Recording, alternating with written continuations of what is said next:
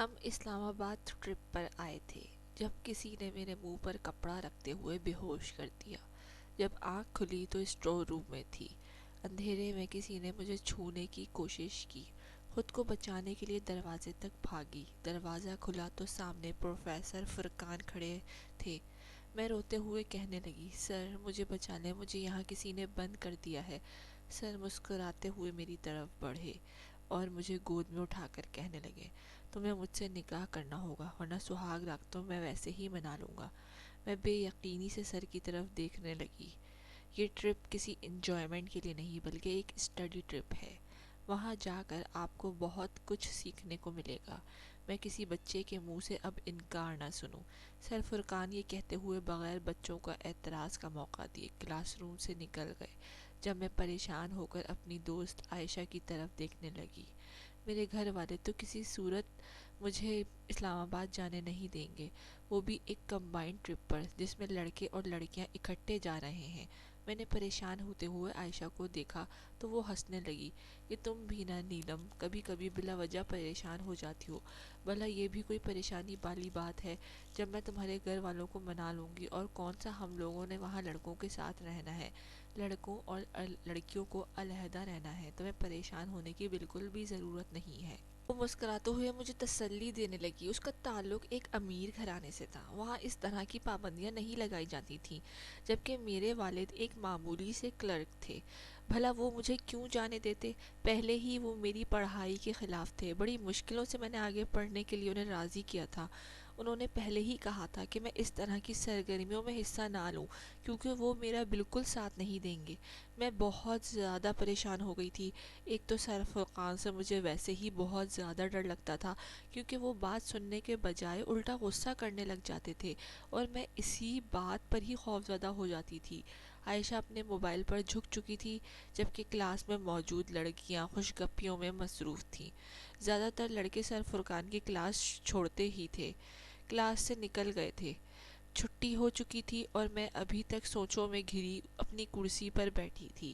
عائشہ کے نمبر پر کال آنے لگی تو وہ وہاں سے چلی گئی۔ اس کا بیگ میرے ساتھ پڑا تھا۔ پوری کلاس میں میرے علاوہ کوئی بھی نہیں تھا۔ آپ ایسے کیوں بیٹھی ہیں؟ کیا کوئی پریشانی ہے؟ شاید سر فرقان اپنی کوئی کتاب بھول گئے تھے جسے لینے وہ واپس کلاس میں آئے تھے۔ اچانک ان کے اس طرح مخاطب کیے جانے پر میں ہڑبڑا گئی۔ ایسا کچھ نہیں ہے سر، وہ میں ایسے ہی بس سوچ رہی تھی، میں نے ہکلاتے ہوئے جلدی سے جواب دیا، مبادا وہ غصہ ہی نہ کرنے لگ جائیں۔ اچھا تو آپ سوچتی بھی ہیں؟ انہوں نے حیران ہو کر کہا، کتاب اٹھائی اور وہاں سے چلے گئے۔ حالانکہ میں انہیں کہنے والی تھی کہ سر میں ٹرپ پر نہیں جا سکتی، مگر مجبوراً خاموش رہی کیونکہ سر تو جا چکے تھے۔ میں نے ایک اہم موقع گنوا دیا تھا۔ اچانک سے میرے ذہن میں خیال آیا۔ میں فوراً سے اٹھی، اپنا بیگ اٹھایا اور سر کے پیچھے بھاگنے لگی۔ سر بہت تیزی سے کوریڈور سے گزر رہے تھے۔ میں اتنا بھاگتے ہوئے بھی ان کا مقابلہ نہیں کر پائی اور سر سے بات نہیں ہو سکی۔ مجھے بہت دکھ ہو رہا تھا۔ میرے گھر والے نہیں مانیں گے۔ سر فرقان اپنے کہنے کے پکے ہیں، وہ ہرگز مجھے نمبر نہیں دیں گے۔ پریشانی کے عالم میں پھولی سانسوں کے ساتھ جیسے ہی کلاس روم میں داخل ہوئی تو دیکھا عائشہ اپنا بیگ اٹھا کر جا چکی تھی۔ مجھے تھوڑا سا عجیب لگا، پھر سوچا اسے لگا ہوگا کہ میں جا چکی ہوں اس لیے وہ مجھے اطلاع کیے بنا ہی چلی گئی ہے۔ ویسے بھی وہ جلدی چلی جاتی تھی اور مجھے تھوڑی دیر انتظار کرنا پڑتا تھا۔ میں 5 منٹ گراؤنڈ میں بیٹھ کر انتظار کرتی رہی۔ جیسے ہی ابا کی کال آئی جلدی سے بھاگتے ہوئے باہر گئی۔ دیکھا تو شدید گرمی میں ابا ماتھے کا پسینہ صاف کرتے ہوئے رش کو نفرت سے دیکھ رہے تھے۔ انہیں رش والی جگہوں پر جانے سے کوفت ہوتی تھی اور وہ یہ خطرہ صرف میری وجہ سے مول لیتے تھے۔ اپنے باپ کو تپتی دھوپ میں دیکھ کر میں مسکرانے لگی۔ مجھے اپنے ابا پر بہت پیار آ رہا تھا۔ گرمی میں میری وجہ سے باہر کھڑے ہوئے تھے۔ ماں آہستہ سے چلتی ہوئی گیٹ سے نکلی ہی تھی کہ میرا زور سے ٹکراؤ سر فرقان کے ساتھ ہوا۔ میں نے نظر اٹھا کر دیکھا تو وہ غصے سے مجھے گھور رہے تھے۔ اس سے پہلے کہ وہ مجھے کچھ کہتے، میں بغیر کچھ کہے سنے بھاگتے ہوئے بابا کی طرف آئی اور خوفزدہ ہو کر بابا کو کہا کہ جلدی چلیں۔ وہ کہنے لگے، ہاں کر تو رہا ہوں اسٹارٹ۔ ہمیشہ ہوا کے گھوڑے پر سوار رہتی ہو۔ وہ مجھ سے غصہ کرنے لگے۔ میں خاموشی سے بیٹھی رہی۔ سر فرقان ابھی تک گیٹ پر کھڑے غصے سے مجھے ہی گھور رہے تھے۔ میں نے ایک دو دفعہ پیچھے مڑ کر دیکھا تو مجھے بہت ڈر لگ رہا تھا۔ دوبارہ میں نے مڑ کر دیکھنا گوارا نہیں کیا۔ ہاتھ کانپ رہے تھے۔ مجھے پتا تھا کل سر ضرور اس وجہ سے لڑکیوں کو تمیز اور تہذیب اور شرم و حیا پر بڑا سا لیکچر دیں گے۔ اب میں نے غلطی سے تو انہیں ٹکر نہیں ماری تھی، وہ تو جلدی میں آ رہی تھی تو آگے سے سر آ گئے۔ بھلا اس میں میری کیا غلطی تھی؟ میں کافی گھبرائی ہوئی تھی۔ گھر میں داخل ہوئی تو ساتھ ہی کچن میں آ گئی اور پانی والی بوتل منہ میں رکھ لی۔ پیاس سے تو مانو گلے میں کانٹے ہی اگائے تھے۔ پانی پیا تو تھوڑا سا سکون محسوس ہوا۔ جلدی سے کمرے میں آئی، نقاب اتارا اور پنکھے کے نیچے لیٹ گئی۔ ابھی میں لیٹی ہی تھی جب اماں کمرے میں داخل ہوئی۔ نیلم بیٹا جلدی سے تیار ہو جاؤ۔ میں نے حیران ہو کر اماں کی طرف دیکھا۔ اماں ابھی تو میں تھکی ہوئی آئی ہوں، مجھے کہیں نہیں جانا، میں نے اماں کی طرف غصے سے دیکھ کر کہا اور دوبارہ پلنگ پر لیٹ گئی۔ تھکاوٹ سے مانو بدن چور ہو رہا تھا۔ میں نے بیگ میں سے موبائل اٹھایا، اسکرول کرنا شروع کر دیا۔ پہلے کھانا کھا لو، پھر تمہاری چچی کی طرف بلاوا آیا ہے، ان کے گھر میلاد شریف ہے، انہوں نے خاص طور پر تمہیں بلایا ہے، اس لیے میں چاہتی ہوں کہ تم کوئی اچھا سا سوٹ پہن کر وہاں جاؤ۔ اماں کے اس طرح کہنے پر میں چونک گئی۔ چچی بھلا مجھے کیوں خاص طور پر بلائیں گی؟ مجھے سوچوں میں گم دیکھ کر اماں کہنے لگی کہ وہ آصف ایک اچھا لڑکا ہے، وہ تمہیں بہت خوش رکھے گا۔ اماں کی بات سن کر میں حیران ہو گئی۔ آصف بھائی مجھ سے 10 برس بڑے تھے اور ابھی پچھلے سال ہی تو ان کی منگنی ٹوٹی تھی۔ اماں میں یہ نہیں کر سکتی۔ جیسے ہی بات مجھے سمجھ میں آئی میں نے اماں کو غصے سے کہا۔ اماں کہنے لگی کہ اچھا کما رہا ہے، اکلوتا بیٹا ہے، بہنوں کی بھی شادی ہو چکی ہے، اب تمہیں اس رشتے سے کیا مسئلہ ہے؟ اماں نے باقاعدہ کمر پر ہاتھ رکھ کے لڑاکا عورتوں کی طرح مجھے مخاطب کیا تھا۔ میں حیران رہ گئی، یعنی اماں اور ابا رشتے کے لیے مان چکے تھے اور مجھے بس اطلاع دی جا رہی تھی۔ ایسا کیسے کر سکتے ہیں وہ، جبکہ جانتے تھے کہ چچی کا رویہ ہمارے ساتھ کیسا رہا ہے؟ اماں مجھے مجبور مت کریں، مگر میری اس رشتے کے لیے صرف نہ ہی ہے، میں اس شخص کے ساتھ شادی نہیں کر سکتی۔ اماں مجھے حیران ہو کر دیکھتی رہ گئیں۔ آج تک انہوں نے جو کہا میں نے چپ چاپ مان لیا، مگر اس معاملے پر بولنے کی وجہ سے اماں مجھے گھور کر رہ گئی تھیں۔ میں نے ایک نگاہ ان پر ڈالی اور کمرے سے نکل گئی۔ کچن میں آ کر کھانا گرم کیا، ابھی کھانے ہی بیٹھی تھی کہ اماں وہاں چلے گئی۔ ان کے ہاتھ میں میرا موبائل تھا۔ یہ دیکھو تمہارا موبائل بج رہا ہے۔ اماں میرا موبائل ہاتھ میں لیے کچن میں داخل ہوئی تو میں حیران ہو کر دیکھنے لگی۔ حالانکہ میرے عائشہ کے علاوہ مجھے کوئی کال نہیں کرتا تھا اور اماں خالہ کا نمبر پہچانتی تھیں، تو پھر آخر کس کی کال تھی جسے اماں نہیں پہچان پا رہی تھیں؟ میں نے جلدی سے کال اٹھائی۔ جیسے ہی ہیلو بولا کال کٹ گئی۔ مجھے لگا کہ عائشہ کا نمبر ہوگا، شاید اس نے دوسری سم سے رابطہ کیا ہوگا، کیونکہ اس نے یونیورسٹی میں مجھے بتایا تھا کہ اس نے نمبر تبدیل کر لیا ہے، اور جب وہ نمبر تبدیل کرتی تھی تو مجھے تنگ کیے بنا اسے سکون نہیں ملتا تھا۔ ہمیں یونیورسٹی میں ایک ساتھ 1 سال ہو چکا تھا، میں اس کی رگ رگ سے واقف تھی۔ میں مسکرانے لگی کہ یہ لڑکی سدھرے گی نہیں۔ اماں نے اس طرح موبائل کو استعمال کرتے ہوئے مجھے ہنستے دیکھا تو پوچھنے لگی کیا بات ہے، ہنس کیوں رہی ہو؟ ان کو وہ مجھے شکی نگاہوں سے دیکھ رہی تھی۔ میں نے مسکرا کر نظریں پر اٹھائیں اور جان بوجھ کر کچھ بولا نہیں۔ اماں کا پارا ہائی ہو گیا، وہ مجھے صلواتیں سنانے لگی، کچن سے چلی گئی، جبکہ میں مسکرا کر موبائل کی طرف جھک گئی۔ کھانا کھانے کے ساتھ ساتھ میری توجہ موبائل پر بھی تھی۔ تبھی ایک ان نون نمبر سے پھر کال آنے لگی۔ عائشہ کا نمبر سمجھ کے میں نے فوراً کال اٹھا لی۔ بس کر دو بی بی، مجھے پتہ چل گیا ہے کہ تم ہو، صبح سے کال کر کر کے پریشان کیے ہوئے ہو، میں نے مصنوعی ناراضگی سے اسے کہا تو سامنے خاموشی چھا گئی۔ میں حیران رہ گئی کہ عائشہ ہوتی تو بولے بغیر وہ نہیں رہ سکتی تھی، اس سے کوئی 24 گھنٹے بلوائے تو بھی وہ بولتی رہتی تھی۔ میں نے 3-4 بار ہیلو کہا مگر بے سود، کوئی بھی جواب نہیں آیا۔ میں نے کال کٹ کر دی اور موبائل ایک طرف رکھ دیا۔ کھانا کھانے کے بعد میں کافی گھنٹے سوتی رہی تھی اور اکثر ظہر کی نماز بھی ادا نہ کر پاتی تھی۔ میں نے الارم لگایا اور خاموشی سے آ کر اپنے کمرے میں سو گئی۔ اماں شاید چچی کے گھر جا چکی تھیں اور ابا تو صرف لنچ کرنے ہی آتے تھے۔ میں گہری نیند میں تھی جب مجھے اپنے کمرے میں کسی کا موجودگی کا احساس ہوا۔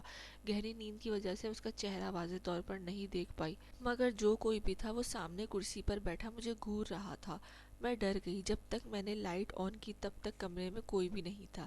کمرے کا دروازہ کھلا ہوا تھا اور باہر رات ہو چکی تھی۔ میں گھبرا کر اٹھ بیٹھی کہ اتنا سارا ٹائم میں کیسے سوتی رہی۔ جلدی سے فریش ہونے کے بعد نیچے آئی تو دیکھا اماں ابا بھی اسی وقت گھر میں داخل ہو رہے تھے۔ مجھے اس طرح حواس باختہ دیکھ کر وہ حیران ہوئے تھے۔ کیا بات ہے بیٹا، سب خیریت تو ہے؟ بابا جان، مجھے لگا شاید میرے علاوہ بھی گھر میں کوئی ہے۔ میں ہکلاتے ہوئے کہا تو ابا جان نے غصے سے مجھے دیکھا اور آگے بڑھ گئے۔ انہیں لگتا تھا کہ میرا وہم ہے، مگر جب بھی میں گھر پر اکیلی ہوتی تھی مجھے اپنے ارد گرد کسی کی موجودگی محسوس ہوتی تھی۔ تمہاری چچی نے یہ خاص طور پر تمہارے لیے بھجوایا ہے۔ اماں نے کھانے کا ڈبہ میرے ہاتھ میں پکڑایا اور آگے بڑھ گئی، جبکہ میں اس ڈبے کو دیکھ کر رہ گئی۔ اندر جا کر کھولا تو قورمہ بریانی، اس کے علاوہ مٹھائی کا ڈبہ بھی موجود تھا۔ میں مٹھائی کا ڈبہ اٹھاتے ہوئے اماں کے کمرے کی طرف چلی آئی، جہاں وہ پاؤں میں سے جرابیں نکال رہی تھیں۔ اماں، چچی نے مٹھائی کس خوشی میں بانٹی ہے؟ میں نے مٹھائی منہ میں ڈالتے ہوئے اماں سے پوچھا۔ اماں کہنے لگی، یہ تمہاری اور آصف کا رشتہ پکا کرنے کی مٹھائی ہے۔ انہوں نے اتنے مصروف سے لہجے میں کہا، مگر میری دنیا تاریک ہو گئی تھی۔ ڈبہ مجھ سے چھوٹ کر فرش پر جا گرا تھا۔ اماں، میں نے آپ کو بتایا تھا کہ مجھے یہ رشتہ منظور نہیں ہے، میں نے غصے سے کہا۔ اماں ایک طرف دیکھ کے خاموش ہو گئی۔ مجھے یہ رشتہ منظور نہیں ہے اماں، میں نے آپ کو کہا بھی تھا۔ وہ خاموشی سے پہلے تو مجھے دیکھتی رہی، پھر چپ چاپ واش روم چلی گئی۔ ابا شاید اپنے دوستوں کے پاس باہر جانے چائے پینے چلے گئے تھے۔ میں روتے ہوئے اپنے کمرے میں چلی آئی، موبائل اٹھایا اور عائشہ کو اطلاع کرنے لگی۔ بغیر سلام کیے جیسے ہی عائشہ کو کال اٹھائی، میں نے فوراً سے بولنا شروع کر دیا۔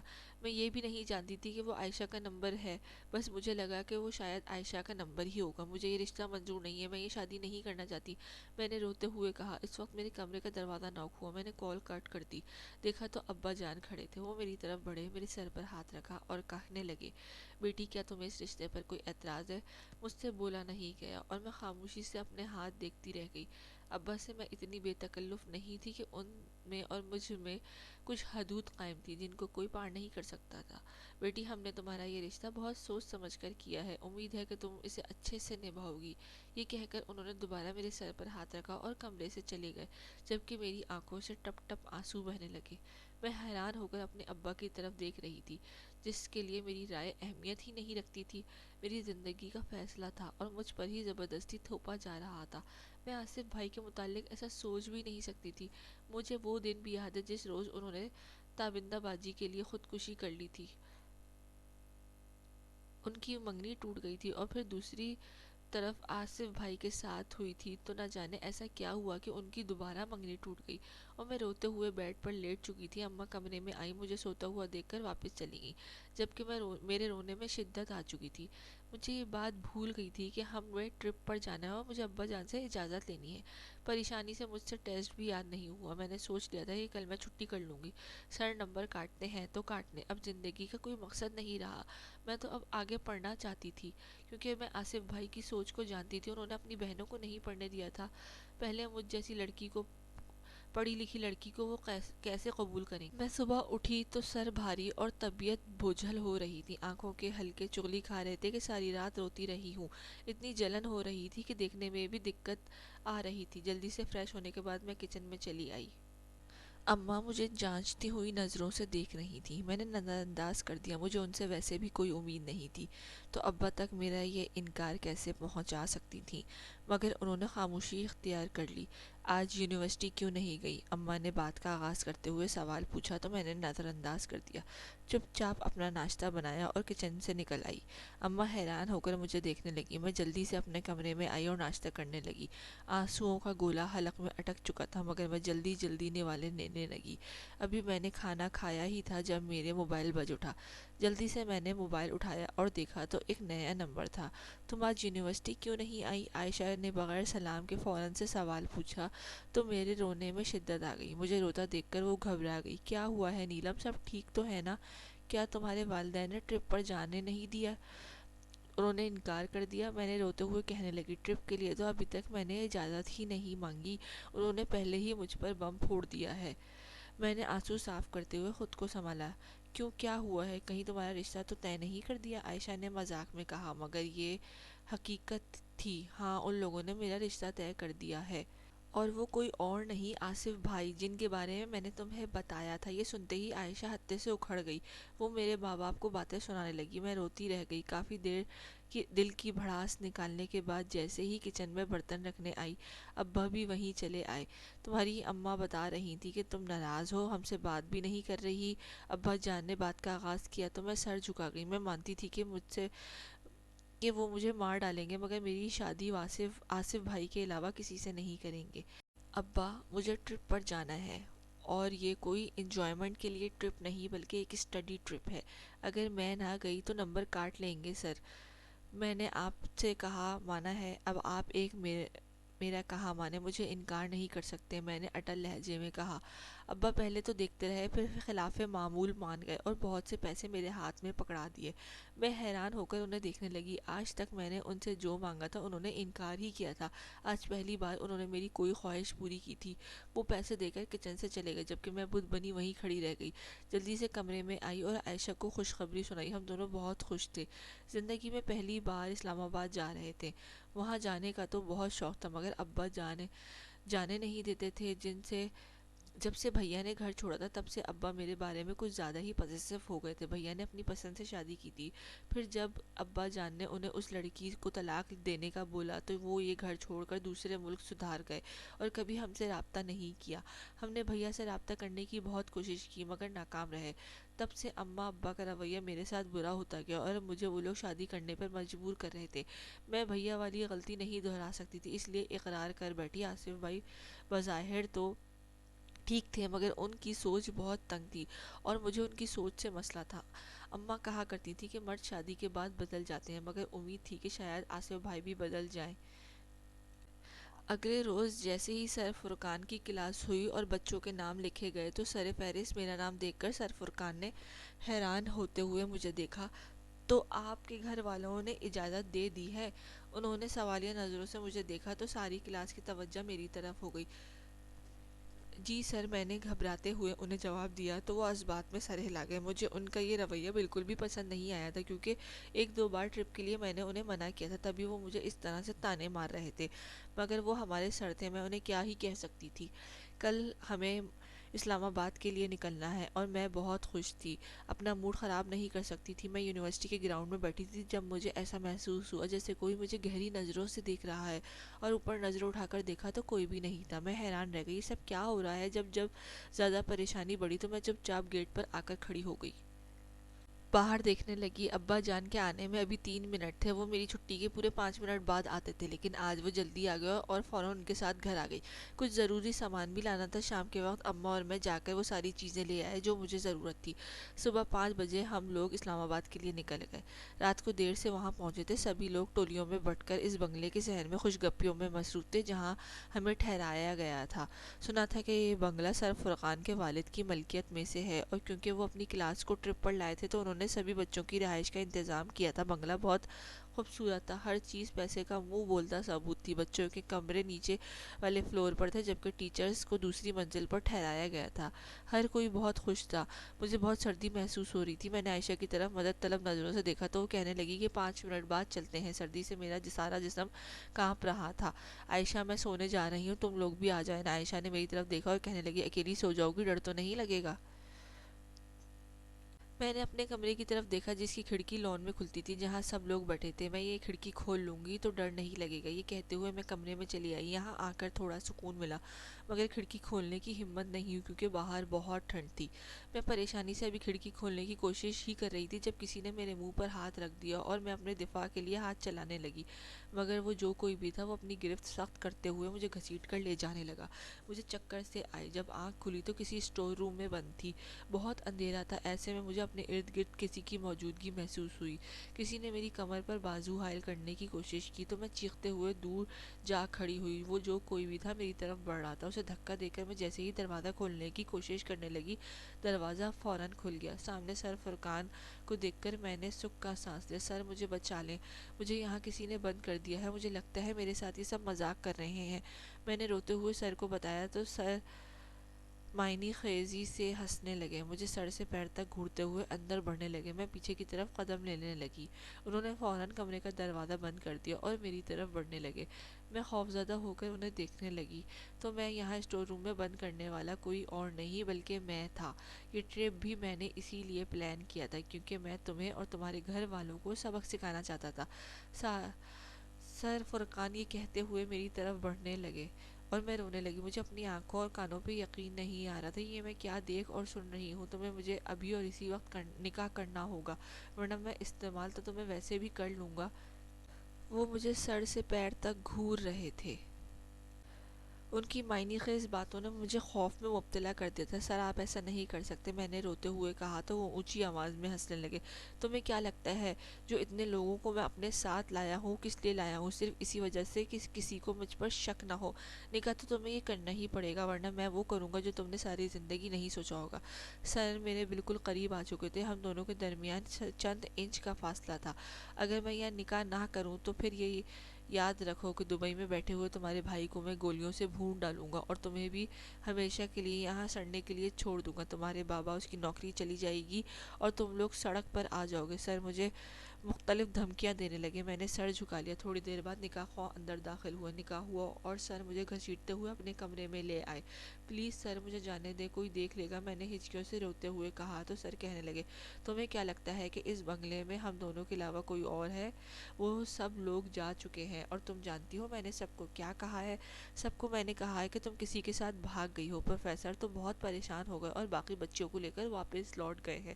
اب میرے ساتھ ایسا نہیں کر سکتے۔ میں نے سر کا گریبان پکڑ لیا جو میرے شوہر بن چکے تھے۔ میں ایسا کر سکتا ہوں، آئندہ میرے کالر تک آنے سے پہلے 10 دفعہ سوچ لینا، انہوں نے مجھے دھکا دیتے ہوئے کہا۔ میں رونے لگی، میرے بابا مر جائیں گے سر، آپ ایسا کیسے کر سکتے ہیں؟ آپ نے ایسا کیوں کیا؟ میں نے کیا بگاڑا ہے؟ میں نے روتے ہوئے سر سے کہا تو وہ کہنے لگے کہ میں کروڑوں روپے کی جائیداد کا وارث صرف اپنی بہن کا بدلہ لینے کے لیے وہاں پروفیسر بنا رہا۔ تمہیں کیا لگتا ہے کہ میں تمہیں چھوڑ دوں گا؟ تمہارے بھائی نے میری بہن سے نکاح کر لیا اور اس کو لے کر دبئی چلا گیا۔ اس نے ہماری عزت خراب کی۔ اب تمہارے بھائی نے باقاعدہ طور پر میری بہن کو نکاح کے وقت بھگا کر لے گیا تھا، بلکہ میں تو تم پر رحم کیا ہے کہ اب اپنے باپ کو فون کرو اور اسے کہو کہ تم نے اپنی مرضی سے یہ نکاح کیا ہے، ورنہ انجام کی ذمہ دار تم خود ہوگی۔ انہوں نے زبردستی مجھے فون پکڑاتے ہوئے سختی سے کہا، تمہیں فون کان سے لگا گئی؟ بابا میں نے نکاح کر لیا ہے۔ میں نے روتے ہوئے بابا کو اطلاع کی تو وہ حیران رہ گئے۔ یہ تم کیا کہہ رہی ہو؟ کہہ دو کہ یہ جھوٹ بول رہی ہو۔ میں ہانپتے ہوئے کہنے لگی۔ میں سمجھ گئی تھی کہ ان کے دل میں درد ہو رہا ہوگا، وہ ایسے ہی پریشانیاں برداشت نہیں کر سکتے تھے، ان کے دل میں عجیب سا درد اٹھتا تھا۔ بابا یہ سچ ہے، میں واپس نہیں آؤں گی۔ یہ کہتے ہوئے میں پھوٹ پھوٹ کر رو دی۔ سر فرقان ہنسنے لگے۔ میں نے اپنا بدلہ لے لیا ہے، آپ کو کبھی معاف نہیں کروں گی۔ میں نے حلق کے بل چلاتے ہوئے سر کو دھمکایا تو وہ ہنسنے لگے۔ مجھے تمہاری معافی چاہیے بھی نہیں، میں نے اپنی بہن کا بدلہ لیا ہے۔ تمہارے بھائی نے میری بہن کو سیڑھیوں سے گرایا یا وہ خود گر گئی، مگر وہ مر تو گئی نا، نہ وہ واپس آ سکتی ہے۔ ہم اسے معاف کر دیتے۔ وہ نکاح کے لیے بولتی تو ہم تمہارے بھائی سے نکاح کرنا چاہتی ہے تو میں اس کا کہا مان لیتا، مگر تمہارے بھائی نے اسے ورغلایا، میں اسے معاف نہیں کروں گا۔ آج میں نے اپنا بدلہ لے لیا ہے۔ یہ کہہ کر وہ واش روم میں چلے گئے جبکہ میں اپنی قسمت پر رونے لگی۔ میں جانتی تھی بابا کبھی مجھ سے بات نہیں کریں گے، وہ اپنی بات کے بہت پکے تھے۔ سر کے واش روم جاتے ہی میں نے دوبارہ سے کال ملائی اور حقیقت بتانی چاہی۔ بابا کہنے لگے کہ اگر تم نے دوبارہ اس گھر میں قدم رکھا تو میں تمہاری ماں کو طلاق دے کر دھکے دے کر گھر سے نکال دوں گا۔ تم دونوں بہن بھائیوں نے میرا سر جھکا دیا ہے۔ بابا کی آواز آئی، پھر اماں کے چلانے کی۔ نہ جانے بابا کو کیا ہو گیا تھا۔ میں رونے لگی، تبھی سر باہر آیا۔ میں رو رہی تھی، انہوں نے آتے ساتھ ہی فون کھینچ لیا اور کہنے لگے کہ بے شک تم میری بیوی ہو مگر اپنی حد مت بھولو، تمہارا باپ ویسے بھی دل کا مریض ہے، اب تک تو وہ اپنی نیند سو چکا ہوگا۔ میں نے اپنا بدلہ لے لیا ہے، اب جاؤ فریش ہو جاؤ، مجھے آج رات ہی میرا حق چاہیے، اس کے بعد ہم واپس جائیں گے۔ ان کی بات سن کر میں نے غصے سے انہیں گھورا اور جلدی سے چاقو اٹھا لیا جو ٹیبل پر پڑا ہوا تھا۔ سر آگے بڑھے اور اسے کھینچ کر دور پھینکا۔ خودکشی کی کوشش بھی مت کرنا ورنہ مجھ سے برا کوئی نہیں ہوگا۔ شرافت سے پیش آ رہا ہوں تو ناجائز فائدہ مت اٹھاؤ، تمہارے ماں باپ کو میں منا لوں گا۔ ابھی ہم یہ بات کر ہی رہے تھے جب اسی نمبر سے دوبارہ کال آنے لگی۔ اماں روتے ہوئے کہنے لگی، خدا غر کرے تم نے میرا سہاگ اجاڑ دیا ہے، تمہارا باپ مر گیا ہے۔ یہ سنتے ہی میں بے ہوش ہو کر نیچے گر گئی۔ جب آنکھ کھلی تو اسی کمرے میں تھی، سر فرقان سامنے بیٹھے کھانا کھا رہے تھے۔ مجھے ان سے شدید نفرت محسوس ہوئی۔ مگر اب میں ان کے رحم و کرم پر تھی اور میری ساری زندگی ہی ان کے کہے کے مطابق گزرنے والی تھی۔ واپسی کے سارے راستے میں جلا چکی تھی، صرف اپنے ماں باپ کو بچانے کے لیے، اور اسی وجہ سے میں اپنے باپ کو کھو چکی تھی۔ میں نے سر کی طرف نفرت سے دیکھا تو وہ شوق نظروں سے میری طرف دیکھنے لگے۔ میں انہیں غصے سے گھور کر رہ گئی۔ میں نے سب کچھ کھو دیا تھا، مجھے میرے بھائی کی غلطی کی سزا ملی تھی، مگر اس میں میرا تو کوئی قصور نہیں تھا نا۔ مگر یہ بھی شکر تھا کہ سر فارقان مجھے چھوڑیں گے نہیں، اپنا لیں گے، کم از کم میرے پاس کوئی تو سہارا ہوگا۔ جہاں تک اماں کی بات ہے تو وہ کبھی نہ کبھی مان ہی جائیں گی۔ امید تھی مگر زندگی بہت مشکل ہونے والی تھی۔ کاش میرا بھائی ایسا نہیں کرتا۔ امید ہے آپ کو کہانی اچھی لگی ہوگی۔